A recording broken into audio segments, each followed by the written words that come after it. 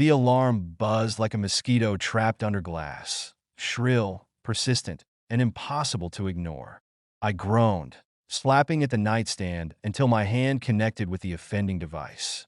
My fingers fumbled over its smooth surface before finally silencing it.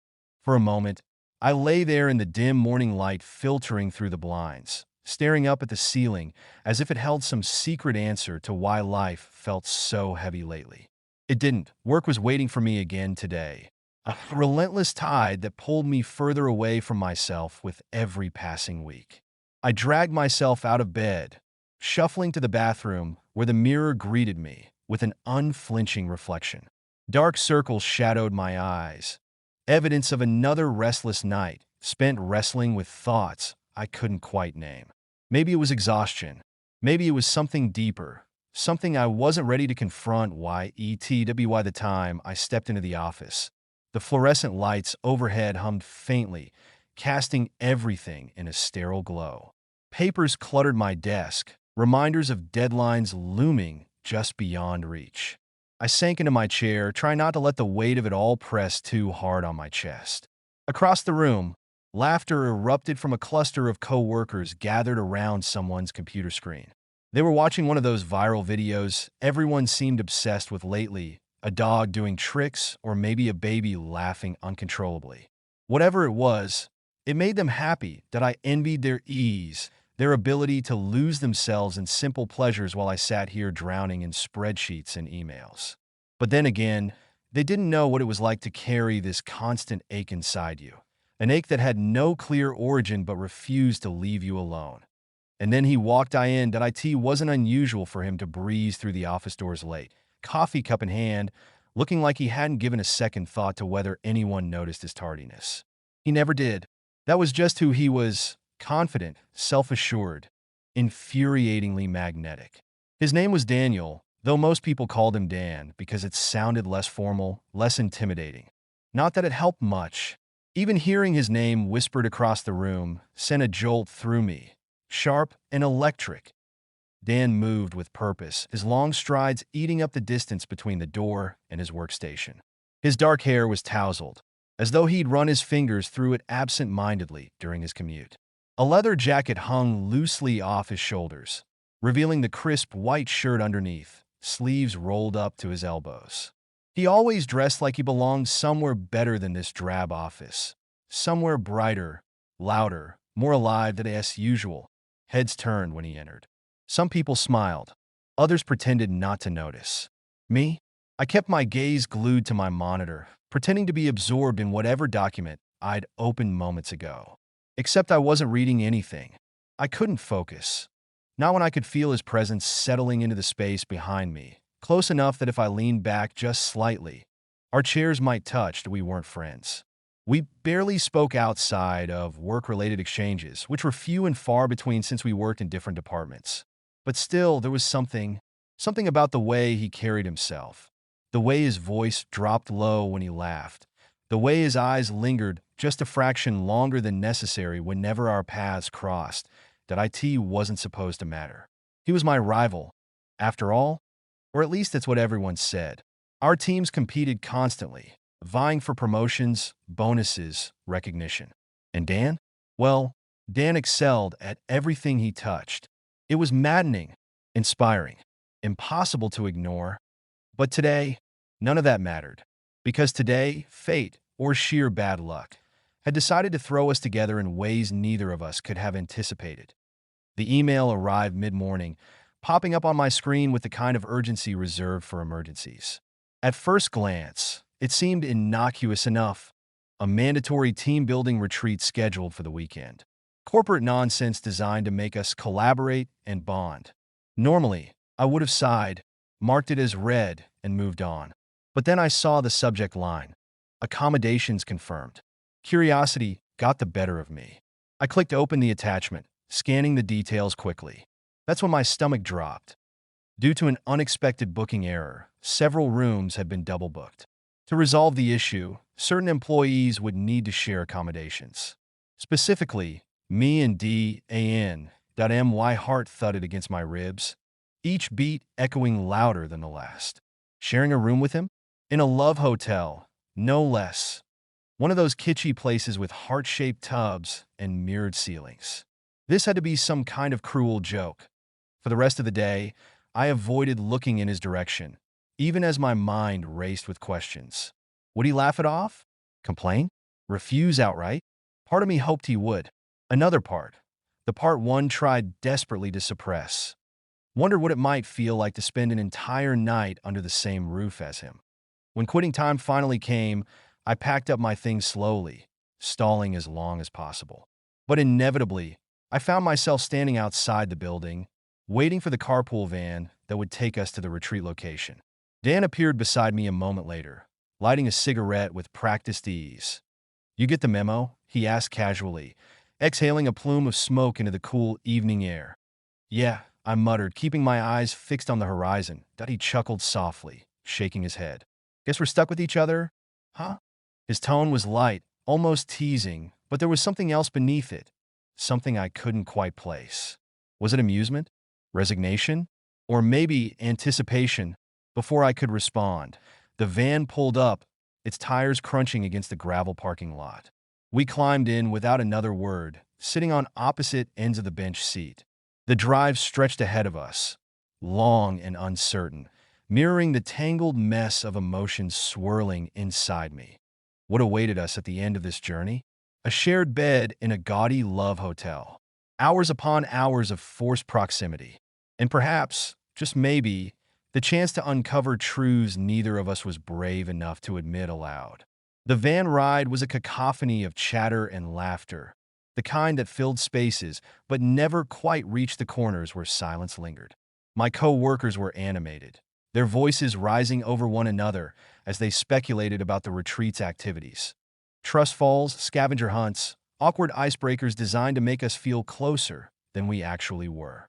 I sat in my corner, pretending to listen while staring out the window at the blur of trees and streetlights rushing past. But every so often, my gaze would drift toward Dan. He was slouched in a seat across from me, arms crossed loosely over his chest, one leg stretched out into the aisle. His cigarette had long since been extinguished, though the faint scent of tobacco still clung to him like an invisible aura. He wasn't participating in the conversation either, instead opting for quiet observation. His dark eyes scanned the group with a detached curiosity, occasionally flicking to meet mine before darting away just as quickly. Each glance felt like a spark, brief but electric, leaving behind a warmth that spread through my chest despite my best efforts to ignore it.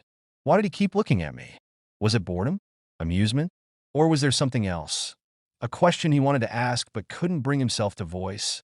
I shifted uncomfortably in my seat, pulling my jacket tighter around myself, as if it could shield me from the weight of his attention. It didn't help. If anything, it only made me more aware of how close we were, not physically but emotionally. There was an unspoken current between us, subtle yet undeniable, running beneath the surface of our rivalry and the forced civility we maintained in public. When we arrived at the retreat center, the reality of our situation hit harder than I'd anticipated.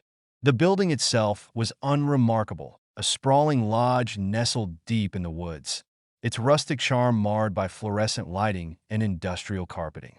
Inside, the air smelled faintly of pine cleaner and stale coffee. A harried-looking event coordinator handed out room assignments, her tone clipped as she explained the mix-up. "Due to unforeseen circumstances," she said, barely glancing up from her clipboard, "some rooms will need to be shared.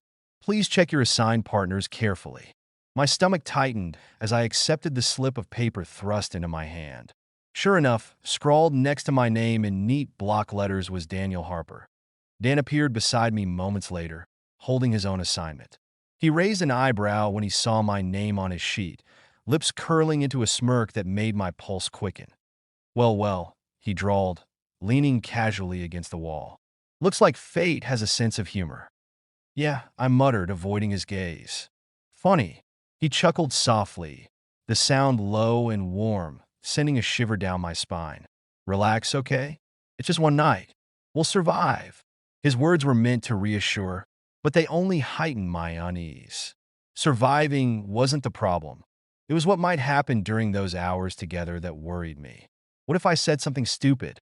What if he noticed the way my hands trembled when he got too close? What if I let myself want something I shouldn't? Our room turned out to be exactly what I feared, a garish love hotel suite straight out of a bad sitcom. Heart-shaped pillows adorned the bed, their red velvet fabric gleaming under harsh overhead lights. Mirrors lined the ceiling above us, reflecting every movement back at us in dizzying detail. A jacuzzi tub sat in the corner, surrounded by fake rose petals scattered across the tiled floor. "This is ridiculous," Dan said, dropping his duffel bag onto the nearest chair with a snort of disbelief. "Who even books these places anymore?" I didn't answer, too busy trying not to hyperventilate. This was surreal, unreal, completely absurd. And yet, here we were, standing mere feet apart in a space designed for intimacy, neither of us quite sure what to say or do next. Dan seemed unfazed, moving around the room with casual confidence as he inspected the amenities. He opened drawers, peeked inside closets, and tested the water pressure in the shower like this was all perfectly normal. Meanwhile, I hovered near the door, clutching my bag like a lifeline, feeling increasingly out of place. "You hungry?" he asked suddenly, turning to face me. "Not really," I lied, my stomach twisting at the thought of food. "Suit yourself."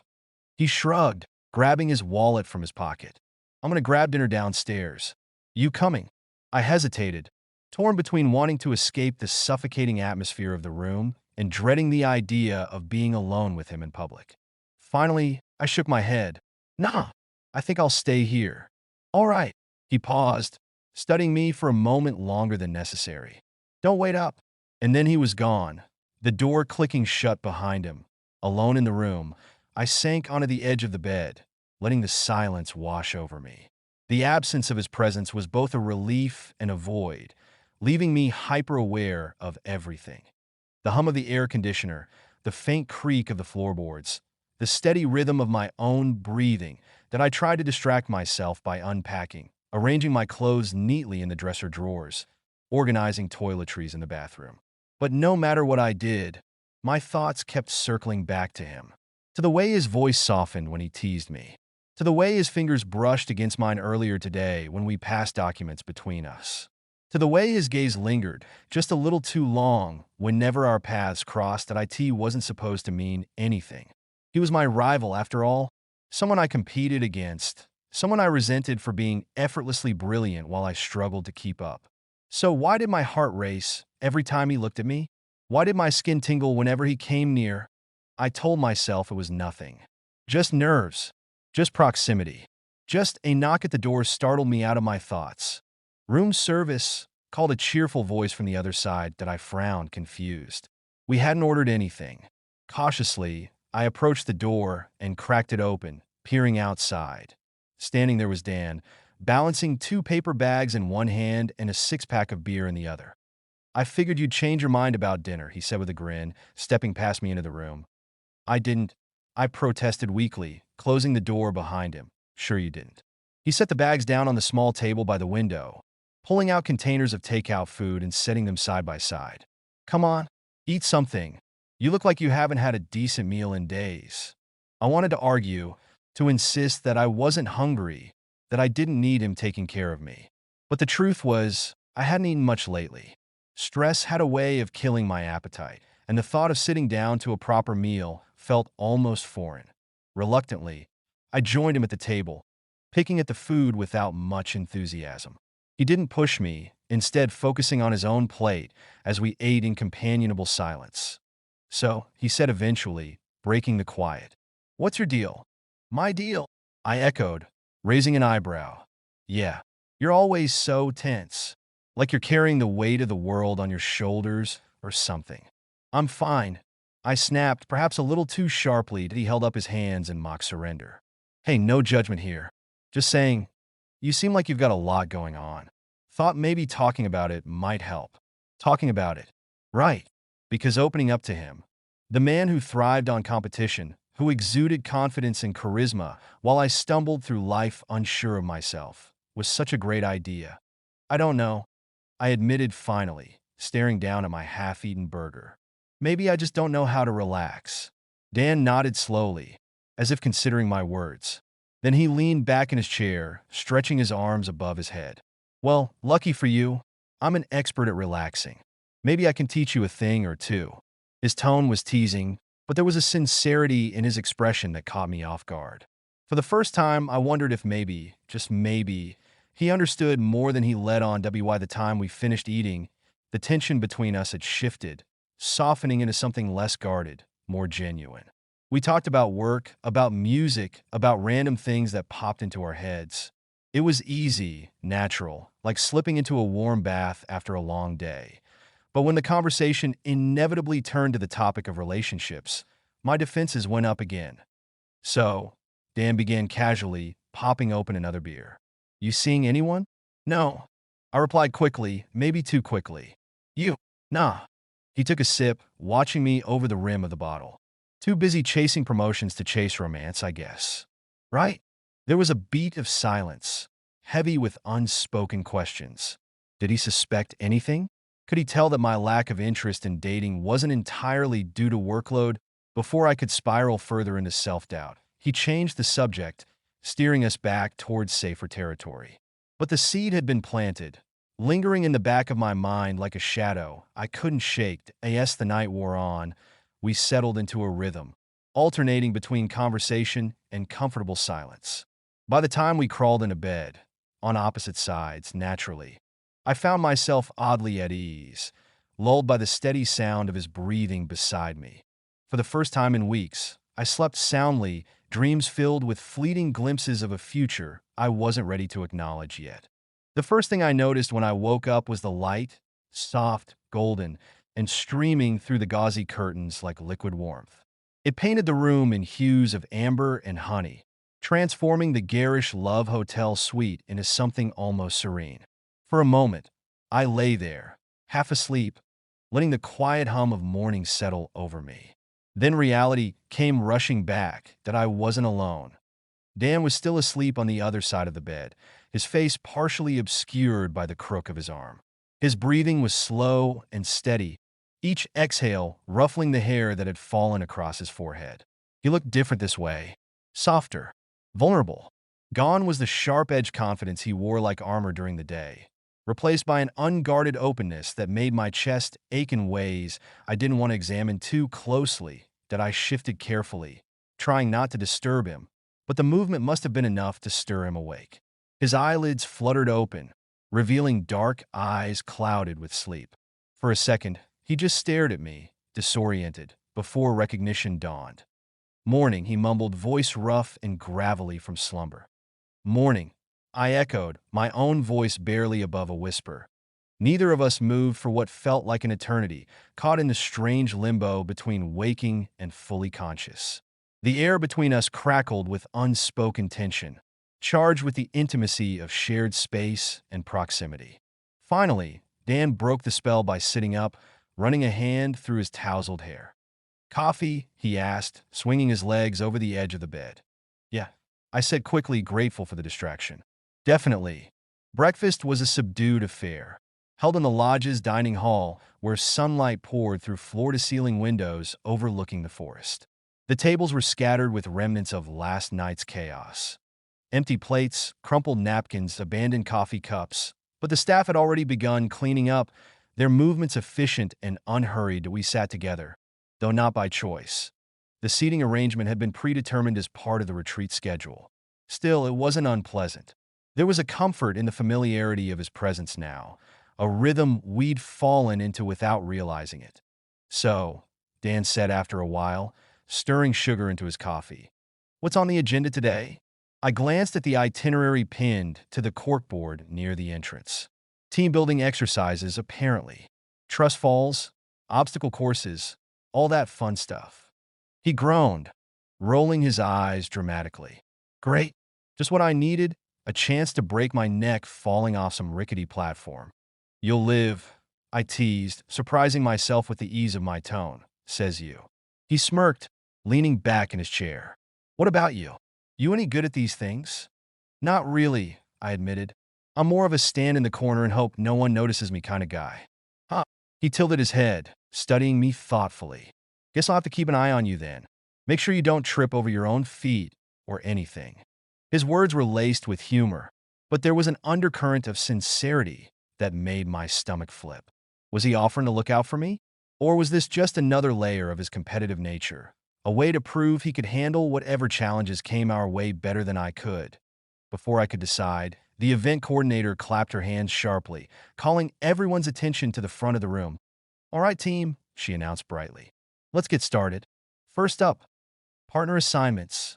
A collective groan rippled through the crowd, followed by murmurs of protest. Partner assignments meant forced interaction, which no one seemed particularly thrilled about. But when the list was posted, my heart sank. Dan and I were paired together again. The first activity was predictably awkward: trust falls. Standing on a raised platform with nothing but empty air behind me, I hesitated, palms sweating as I stared down at the ground below. "You ready?" Dan called from behind me, his voice steady despite the nervous energy buzzing around us. "No," I muttered, gripping the edge of the platform tightly. "Relax," he said, stepping closer until I could feel the heat of his body radiating against my back. "I've got you." And then, before I could second-guess myself, I leaned backward, surrendering to the fall. For a split second, I was weightless, suspended in midair, my heart pounding in my ears. And then strong arms caught me, pulling me upright with surprising gentleness. "See?" Dan said, steadying me as I found my footing. "Told you I'd catch you." His grin was cocky, but his eyes were soft, filled with something that made my breath hitch. Gratitude? Pride? Something else entirely? "Thanks," I managed, forcing myself to meet his gaze. "No problem." He shrugged, releasing me slowly. "Now it's your turn." My turn to catch him, to hold him in my arms. Even if only for a moment, as he climbed onto the platform, I braced myself, spreading my feet shoulder-width apart and holding out my arms. When he fell, I caught him easily, marveling at how solid he felt in my grasp. How real. For a brief moment, we stayed like that, locked in each other's arms, the world fading away until it was just us. Then someone cleared their throat nearby, snapping us both back to reality. We stepped apart quickly, pretending nothing had happened, but the memory lingered, etched into my mind like a photograph I couldn't unsee. At BY lunchtime, the tension between us had reached a fever pitch. Every glance, every touch, accidental or otherwise, felt loaded with meaning, sparking emotions I wasn't prepared to confront. When we returned to the room later that afternoon, the atmosphere was thick with unspoken words. Dan flopped onto the bed, stretching out lazily, while I busied myself unpacking my bag, avoiding his gaze. "You okay?" he asked eventually, propping himself up on one elbow. "Yeah," I lied, fiddling with the zipper on my jacket. "Why wouldn't I be?" He didn't answer right away, instead watching me with an intensity that made my skin prickle. "You know," he said finally, his voice low and deliberate, "you don't have to pretend around me." "What do you mean?" "I mean," he hesitated, choosing his words carefully. "You're always so guarded. Like you're afraid to let anyone see the real you. But you don't have to be. Not with me." His honesty caught me off guard, leaving me speechless. Did he see through me that easily? Could he tell how much effort I put into keeping people at arm's length, how terrified I was of letting them get too close? "I'm not," I started, but he cut me off. "Yes, you are," he said firmly, sitting up now. "And it's okay. Really. Everyone has walls. But sometimes those walls keep out the people who care about you, want to understand you." His words hit me like a punch to the gut, knocking the wind out of me. Care about you. Want to understand you. Did he mean that? Or was this just another game? Another test to see how far he could push me before I cracked? "I don't know what you want from me," I admitted quietly, sinking onto the edge of the bed. "I don't want anything," he replied, his tone softer now. "Just be honest. With me. With yourself." His hand brushed against mine, tentative but deliberate, sending a jolt of electricity through my veins. I wanted to pull away, to retreat back into the safety of my carefully constructed barriers. But I didn't. Instead, I let his fingers intertwine with mine, holding on tightly, as if they were the only thing keeping me grounded. In that moment, everything shifted. The rivalry, the competition, the endless comparisons. It all faded into the background, overshadowed by something deeper, more profound. Something neither of us was ready to name yet.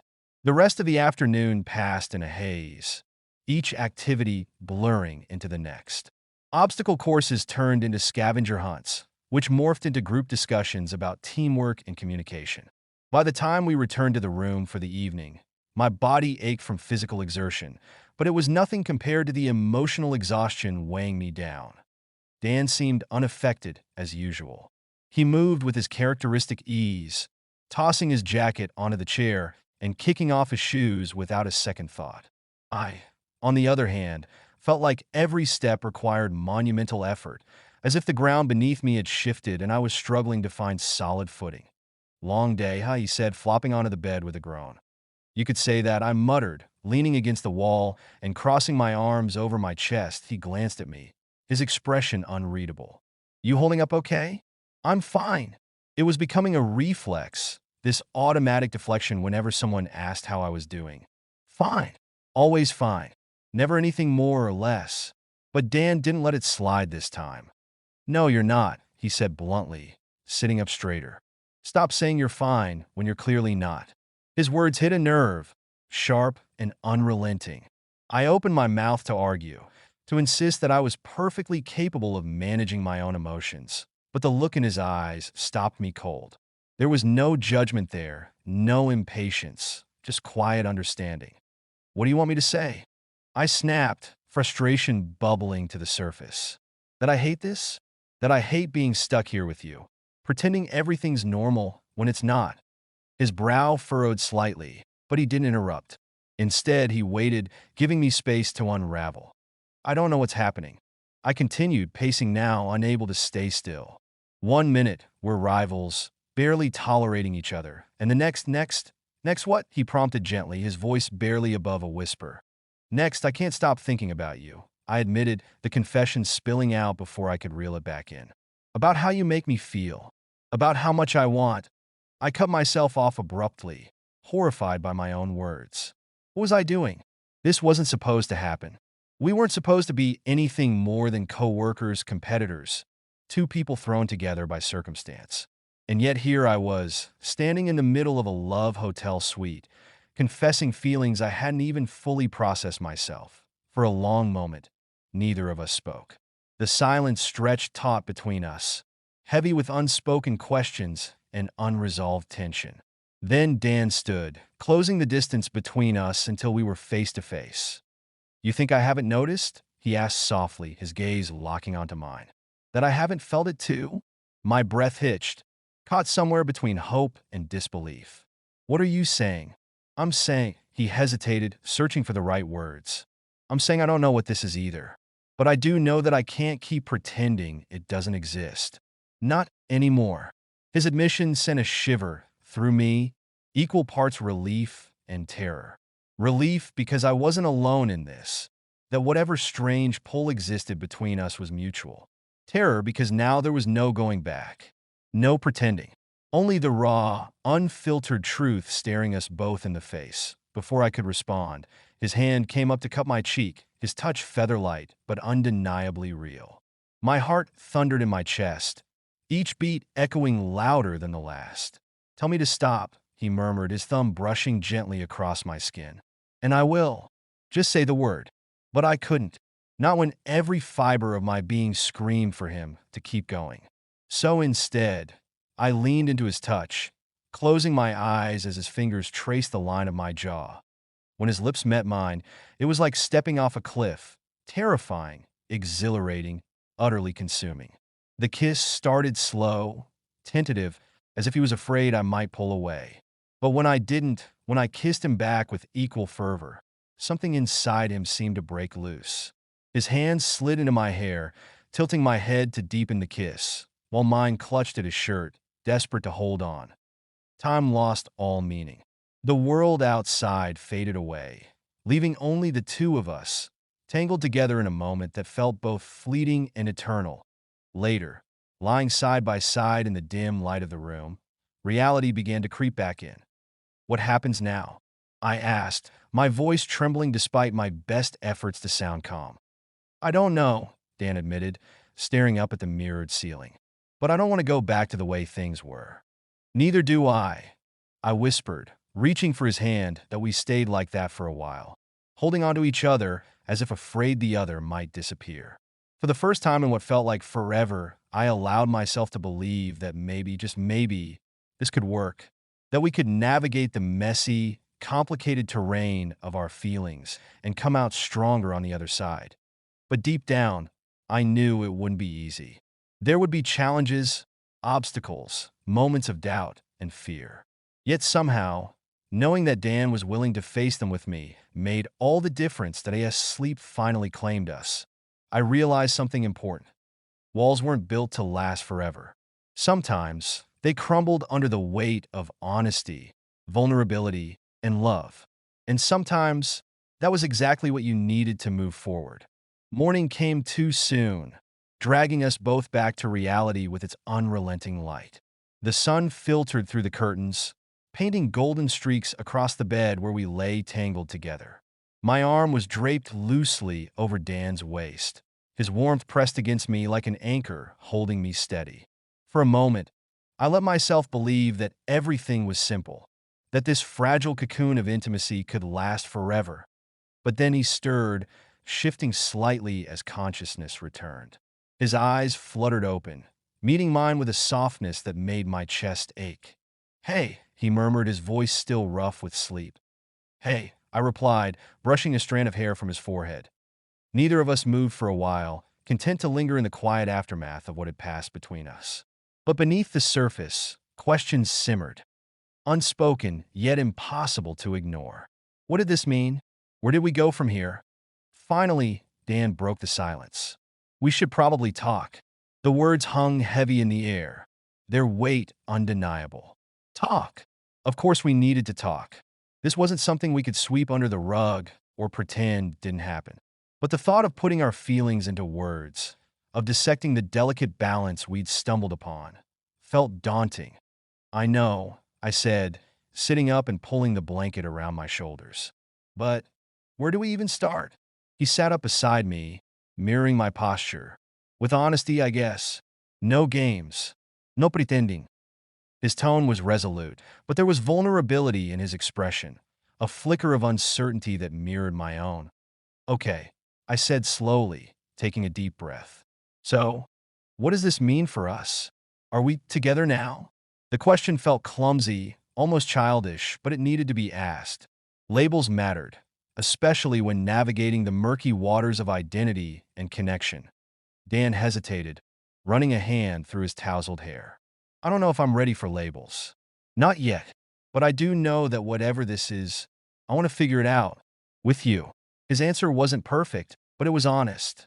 And right now, honesty was enough that by the time we emerged from the room, the retreat was already buzzing with activity. Groups gathered in clusters, laughing and chatting as they prepared for the day's final events.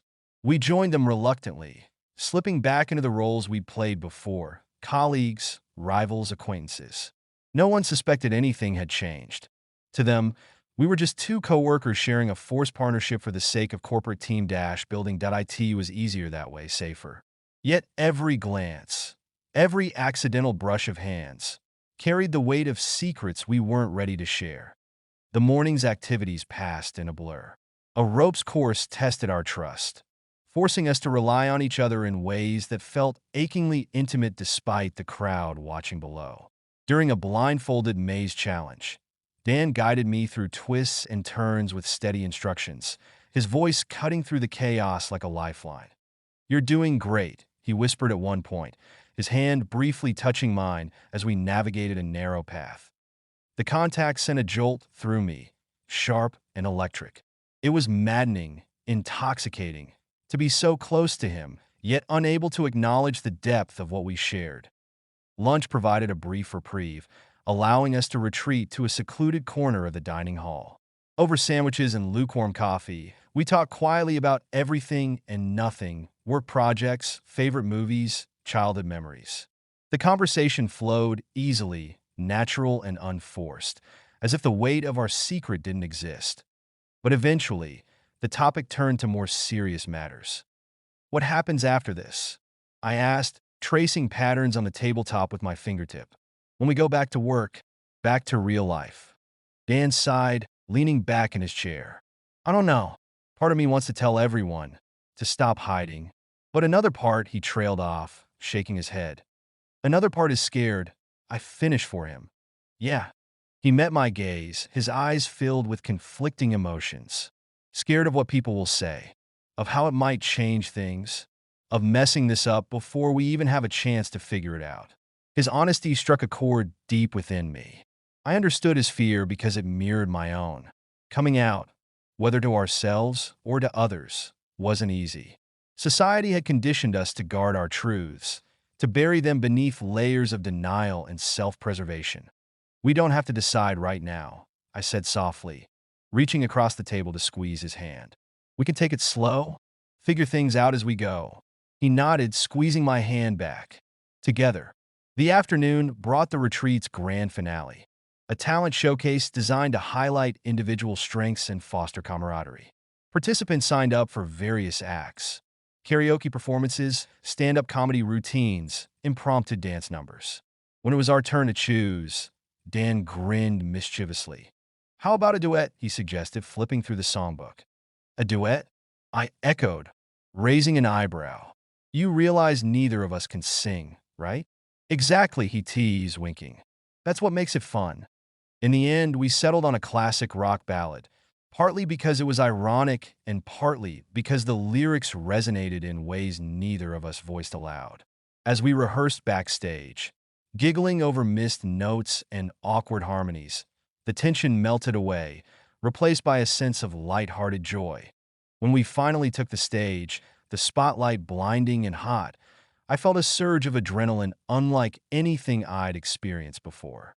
Dan stood beside me, guitar slung over his shoulder, his confidence infectious.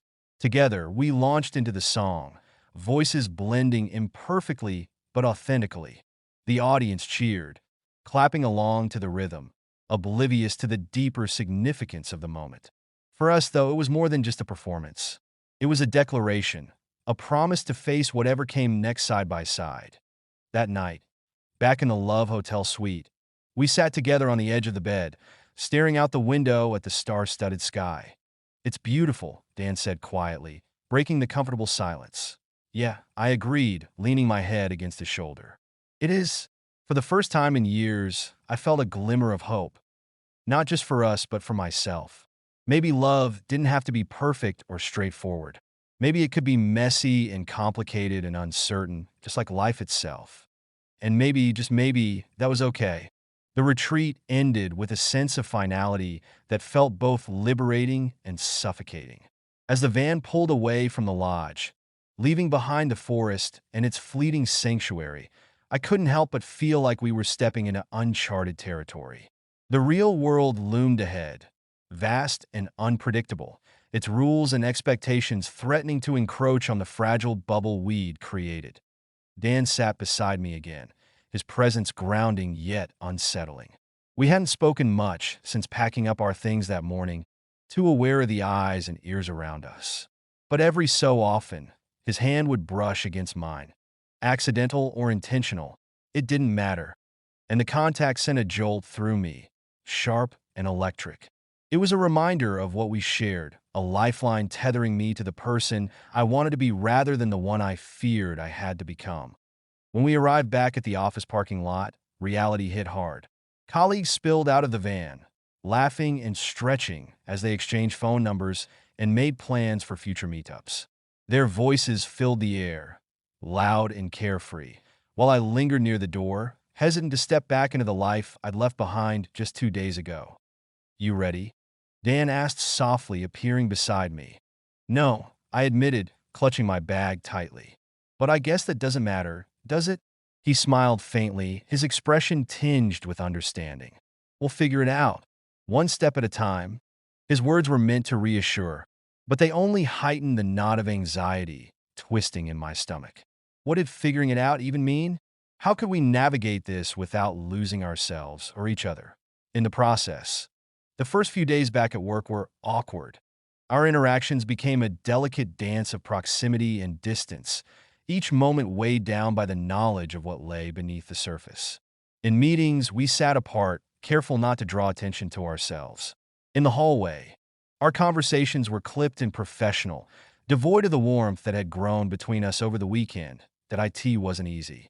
Every glance, every accidental touch, carried the weight of secrets we weren't ready to share.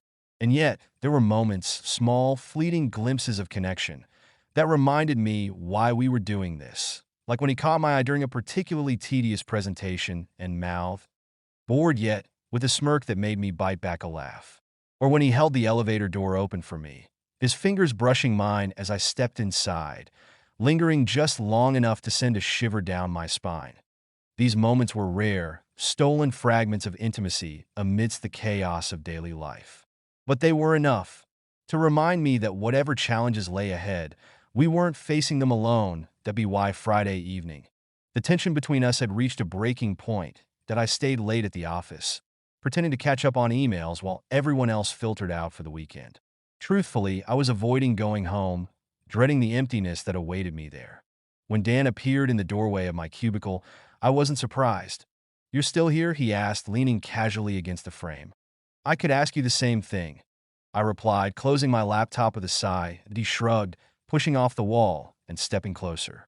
"Thought maybe you could use some company." His tone was casual, but there was an undercurrent of concern that made my chest tighten. Did he see through me that easily? Could he tell how much effort I put into keeping up appearances, how exhausting it was to pretend everything was fine when it wasn't? "I'm okay," I lied, forcing a smile. "Yeah, sure you are," he said dryly, rolling his eyes. "Come on, let's get out of here." "Where are we going?" "Does it matter?" He grinned, extending a hand. "Just trust me." For a moment, I hesitated, torn between the safety of routine and the allure of uncertainty. Then I took his hand, letting him pull me to my feet, that we ended up at a quiet bar tucked away in a part of town I rarely visited. The atmosphere was cozy, dim lighting casting a warm glow over mismatched furniture and shelves lined with vintage records. A jukebox played softly in the corner, its melodies blending seamlessly with the hum of conversation. "This place is," I began, trailing off as I scanned the room. "Different," Dan supplied, sliding onto a stool at the bar. "Good different though, right?" "Yeah," I agreed, taking the seat beside him. "Good different." We ordered drinks, beer for him, whiskey for me, and settled into an easy rhythm, talking about everything and nothing.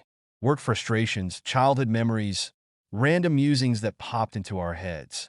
The conversation flowed naturally, unforced, as if the weight of the world outside no longer existed. At one point, Dan leaned closer, lowering his voice conspiratorially. "You ever think about running away? What, like quitting my job and moving to some remote island?" I teased, raising an eyebrow. "Something like that," he admitted, swirling the remnants of his beer in the glass. "Starting over somewhere new, where no one knows you. No expectations. No judgment." His words struck a chord deep within me, resonating with a longing I hadn't fully acknowledged until now. "I think about it sometimes," I confess quietly, staring down at my drink. "But then I remember, I don't want to leave everything behind. Not anymore." His gaze softened, understanding flickering in his eyes. "Me neither." For a long moment, neither of us spoke, content to sit in companionable silence. Then Dan reached across the bar, his fingers brushing mine lightly. "We'll find a way," he murmured, his voice steady despite the uncertainty in his expression. "Whatever happens, we'll face it together." His promise sent a wave of relief crashing over me, washing away the doubts and fears that had been gnawing at the edges of my mind. Together. That single word carried more weight than any label or declaration ever could. Later, walking back to our cars under the cover of darkness, the city streets quiet and deserted, Dan stopped abruptly, pulling me into a shadowy alcove. "What are you?" I started, but his lips silenced me mid-sentence. The kiss was urgent, desperate, filled with all the emotions we'd been forced to suppress throughout the week. His hands framed my face, holding me steady as his tongue traced the seam of my lips, seeking entrance. I opened to him willingly, surrendering to the heat and intensity of the moment. When we finally broke apart, breathless and flushed. He rested his forehead against mine, his gaze searching mine intently. "I hate this," he whispered, his voice raw with emotion. "Hiding. Pretending. I hate it." "So do I admitted, my heart pounding in my chest. "But we can't rush this," he continued, his thumb brushing gently across my cheek. "Not if we want it to last." "I know," I said softly, leaning into his touch. "And I don't want to rush it. I just want to be with you." His smile was small but genuine, lighting up his eyes in a way that made my stomach flip. "Then we'll take it slow, however long it takes." That night, lying alone in my bed, I replayed the evening over and over in my mind. The laughter, the kisses, the promises whispered in the dark. For the first time in years, I allowed myself to hope. Not just for us, but for a future where love didn't have to come at the cost of authenticity. Because maybe, just maybe, we were stronger together than we ever could be apart.